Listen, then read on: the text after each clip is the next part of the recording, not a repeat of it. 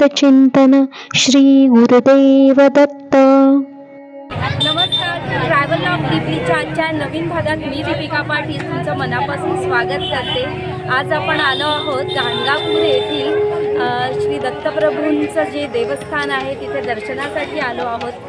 व्हिडिओमध्ये संपूर्ण माहिती सांगणार आहे, गाणगापूरला कसं यायचं, कुठे राहायचं आणि इथे काय काय दर्शन घेऊ शकतो हे मी थोडक्यात तुम्हाला सांगणार आहे। श्री क्षेत्र गाणगापूरला दत्तभक्तांचे पंढरपूर म्हटले जाते। श्री नृसिंह सरस्वती महाराजांचा आशीर्वाद मिळवण्यासाठी दररोज हजारो दत्तभक्त नित्य देशभरातून इथे येतात। हे अत्यंत जागृत देवस्थान आहे। या स्थळाचे धार्मिक, ऐतिहासिक आणि आध्यात्मिक महत्त्व प्राचीन ग्रंथांमध्ये विस्ताराने वर्णन केलेले आहे। या व्हिडिओमध्ये आपण इथल्या मुख्य स्थळांचं दर्शन तर घेणारच आहोतच, त्याशिवाय आपण इथल्या महिमाही जाणून घेणार आहोत आणि या ठिकाणी कसं पोहोचायचं आणि आल्यावर कुठे राहायचं आणि काय जेवणाची सोय होईल याचीही मी तुम्हाला संपूर्ण माहिती देणार आहे। त्यामुळे व्हिडिओ शेवटपर्यंत स्किप न करता पहा। सर्वप्रथम आपण इथल्या या निर्गुण पादुका मंदिरात म्हणजे श्री दत्त मंदिरात आपण इथे दर्शनासाठी आलो आहोत। चला आपण या मंदिराविषयी जाणून घेऊया। भगवान श्री दत्तात्रेयांचे द्वितीय अवतार श्री नृसिंह सरस्वती स्वामी यांचे इथे तब्बल 23 वर्ष वास्तव्य होते। या वास्तव्यात त्यांनी या क्षेत्री अनेक अविस्मरणीय अनंत लीला केल्या। या मंदिरातल्या या निर्गुण पादुकांच्या द्वारे त्यांचे इथे अखंड वास्तव्य आहे। मंदिराच्या मुख्य गाभाऱ्यात व्हिडिओ शूटिंगला परवानगी नसल्यामुळे इथल्या ज्या स्क्रीनवरती जे दर्शन मला घडत आहे त्याचंच मी इथे तुम्हाला दर्शन घडवत आहे। आता इथे संध्याकाळची आरती सुरू आहे। श्री निर्गुण पादुका मंदिराच्या पूर्वेस महादेव, दक्षिणेस औदुंबर व त्याखाली गणपती, महादेव व पार्वती यांच्या मूर्ती आहेत। पश्चिमेस अश्वत्थ वृक्ष आहे। वृक्षाभोवताली नागनाथ, मारुती व तुळशी वृंदावन आहे। मठात मंदिर सेवेकरांच्या अनुष्ठानासाठी एकूण 13 ओळे आहेत। त्यापैकी 5 पूर्वेस, 7 उत्तरेस व 1 पश्चिमेस आहे। मठाच्या दक्षिण भागी श्री गुरुपादुकांचा गाभारा असून तो उत्तराभिमुख आहे। त्यासमोर प्रशस्त असं सभामंडप आहे। गाभाऱ्यात फक्त उजव्या हातालाच एक दरवाजा आहे। आत पश्चिमेकडील कोनाड्यात विघ्नहर्ता चिंतामणीची मूर्ती आहे। ही गणपतीची मूर्ती वालुकामय असून ती स्वतः नृसिंह सरस्वतींनी स्थापन केलेली आहे। या गणेशासमोर दक्षिण बाजूस एक लहान दरवाजा असून तो पश्चिमाभिमुख आहे। या दरवाजातून ओणव्याने आत प्रवेश केल्यानंतर समोरच्या भिंतीला असलेला एक लहानसा झरोका दृष्टीत पडतो। या झरोक्यातून आत डोकावले की समोर त्रयमूर्तींचे दर्शन घडते। ही मूर्ती आसनस्थ असून पश्चिमाभिमुख आहे। या त्रिमूर्तीच्या आसनावरच श्री गुरूंच्या निर्गुण पादुका ठेवलेल्या आहेत। या पादुका सुट्या व चल असून खास वैशिष्ट्यपूर्ण अशा आहेत। त्या अन्यत्र आढळणाऱ्या पादुकांप्रमाणे पावलांच्या आकाराच्या नसून तांबूस काळसर रंगाच्या गोलाकार अशा आहेत।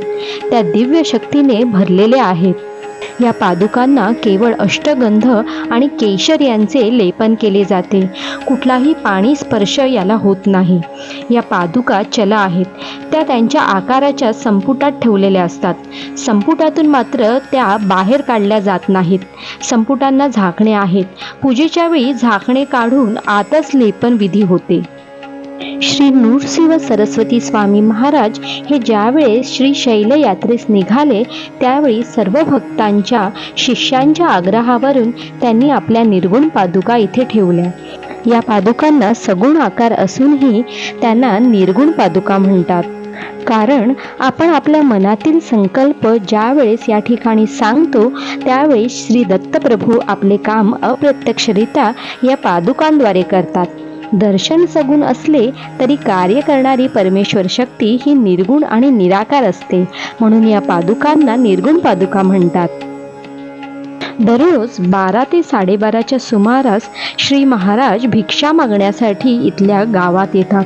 परंतु साक्षात परमेश्वराचाच अवतार असल्यामुळे ते कोणाच्या रूपात येऊन भक्तांची परीक्षा पाहतील हे आपण आपल्या मानवी अपूर्णत्वाने ओळखू शकत नाही.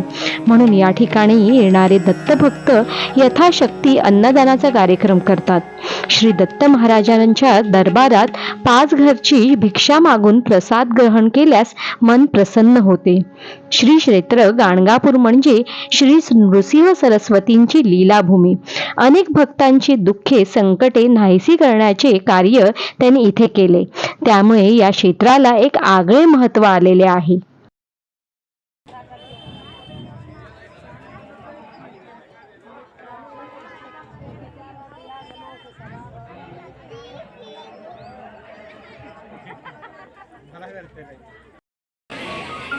आता आपण संगमावरती आलो आहोत.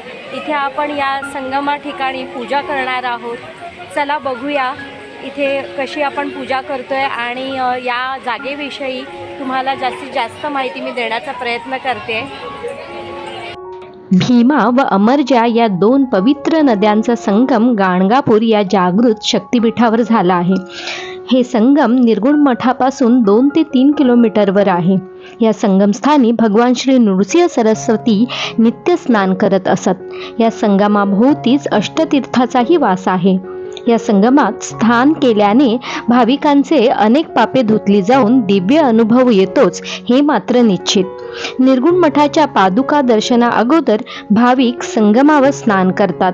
पौर्णिमेचा संगमस्थान विशेष मानला जातो. पुराणात या नदीच्या उत्पत्तीची कथा आहे.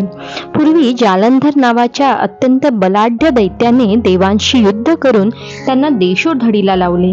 त्याने त्रैलोक्य पादांक्रात केले. त्याने इंद्राशी युद्ध करून स्वर्गलोकी जिंकला.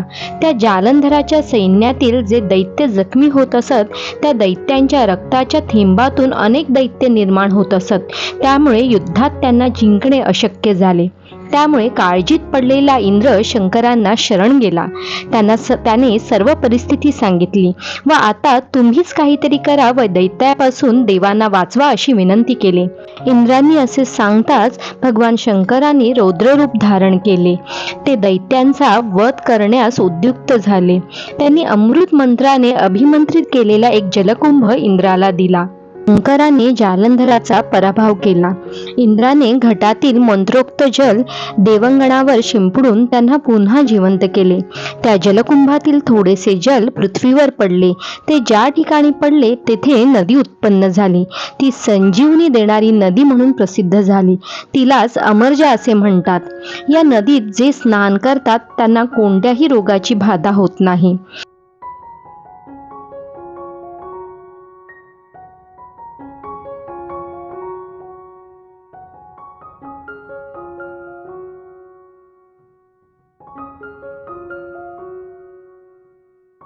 संगमापासून वरती जाताना पवित्र औदुंबर वृक्ष आहे.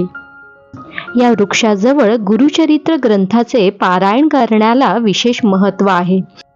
या औदुंबर वृक्षामध्ये साक्षात दत्तप्रभूंचा वास आहे. या ठिकाणी गणपतीची मूर्ती व पादुका स्थापन करण्यात आलेले आहेत. हजारो भाविक या औदुंबर वृक्षास प्रदक्षिणा घालून व्याधीमुक्त झालेले आहेत. आपणास कधीही गाणगापूर इथे जाण्याचा योग आल्यास संगमी स्नान करून औदुंबरास शक्य आहे तितक्या जास्तीत जास्त प्रदक्षिणा नक्की घालाव्यात. श्री दत्त महाराजांचे दिव्य वरदान प्राप्त झालेले हे वृक्ष आपली कुठलीही मनोकामना पूर्ण करणारा असा हा आहे. या दिव्य वृक्षाखाली अनेक सिद्ध भाविक गुरुचरित्र या जागृत ग्रंथाचे पारायण करतात.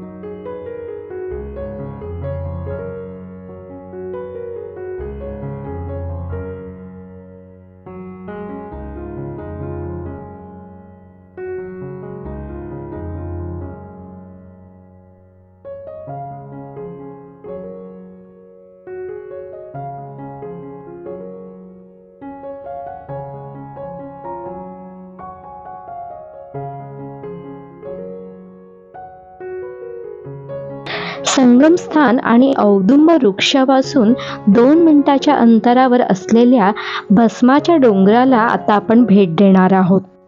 भस्माचा डोंगर या दिव्य स्थळाला एक विशेष महत्त्व आहे. श्री क्षेत्र गाणगापूरचे भस्म प्रसिद्ध आहे. हे भस्म हाच तिथला मुख्य गुरुप्रसाद असतो. हजारो वर्षापासून ही भूमी पवित्र असल्यामुळे त्या काळात या ठिकाणी भगवान परशुरामांनी मोठमोठे यज्ञ जगाच्या कल्याणासाठी केले होते. त्याच यज्ञातील विभूती साचून इथे भस्माचा एक प्रचंड मोठा डोंगर तयार झाला होता. आजपर्यंत लक्षावधीत श्री दत्त भक्तांनी या भस्म टेकडीतून पवित्र भस्म नेऊनही आज या भस्माची टेकडी आहे तशीच आहे. आता आपण या भस्माच्या टेकडीवरील परशुराम मंदिराचं दर्शन घेऊया.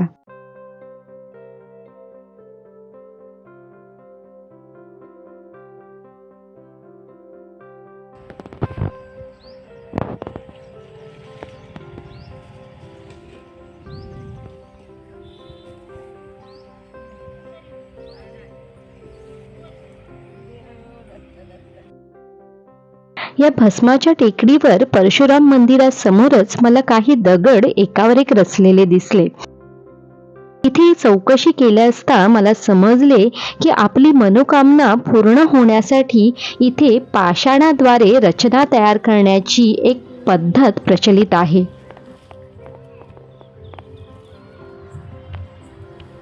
परशुराम मंदिरासोबतच इथे बाजूला श्री दत्तप्रभूंचेही छोटे मंदिर बांधण्यात आलेले आहे. आता आपण आलो आहोत श्री कल्लेश्वर मंदिरात. श्री गाणगापूर क्षेत्राच्या पूर्व भागात श्री कल्लेश्वर मंदिर आहे. कल्लेश्वर म्हणजे गोकर्ण महाबळेश्वर. हे मंदिर शनी भगवानालाही समर्पित आहे. इथे पंचविनायकाचेही मंदिर आहे. लोककथेनुसार नरकेसरी नावाचा एक भक्त भगवान शिवाची प्रार्थना करत होता. त्याला कल्लेश्वर सोडून कुणाचीही पूजा आणि भजन करायचे नाही. श्री दत्तगुरूंनी त्याच्या स्वप्नात दर्शन घेऊन त्याचे अज्ञान दूर केले. म्हणून हे जागृत शिवालय म्हणूनही प्रसिद्ध आहे. कल्लेश्वर महादेव मंदिराच्या आवारातील ही शनिशिळा स्वतः श्री नृसिंह सरस्वती महाराजांनी स्थापन केलेली आहे.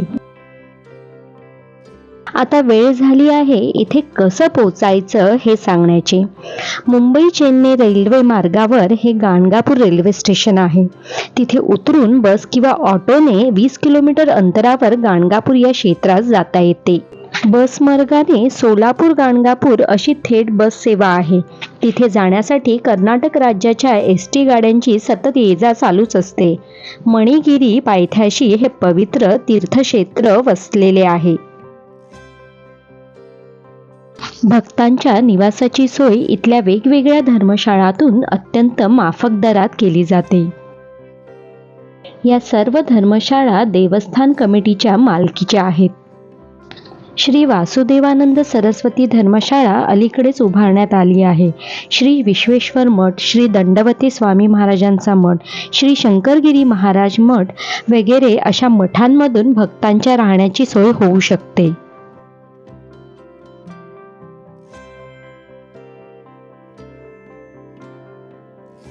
आम्ही इथे शिवदत्त यात्री निवास इथे राहण्याचा अनुभव घेतला. हा अनुभवही खूप उत्तम होता. 24 तासासाठी 1000 ते 1500 या रेंजमध्ये तुम्हाला चांगल्या प्रकारच्या रूम राहण्यासाठी उपलब्ध आहेत. शिवदत्त यात्री निवासाच्या समोरच असलेलं श्री दत्तभक्त निवास ही उत्तम पर्याय असू शकतो. इथे आपल्याला 900 रुपयात नॉन AC रूम चांगल्या मिळतात. या श्री दत्तभक्त निवासाच्या आवारातच महाप्रसाद गृहही आहे. इथे आपल्याला मोफत महाप्रसाद मिळतो. जर तुम्हाला स्वइच्छेने देणगी द्यायची असल्यास तर तुम्ही ती देणगीही इथे देऊ शकता.